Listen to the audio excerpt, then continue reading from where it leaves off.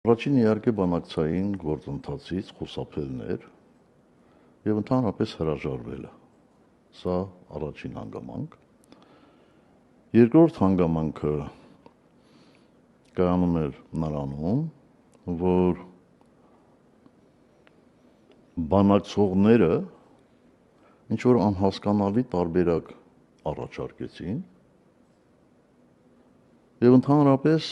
այս երկուսը միասին բերեց նրան, որ բանակցային process-ը դադարեց։ Սա առաջին հանգամանք։ Երկրորդ հանգամանքը կայանում է նրանում, որ տեղի ունեցան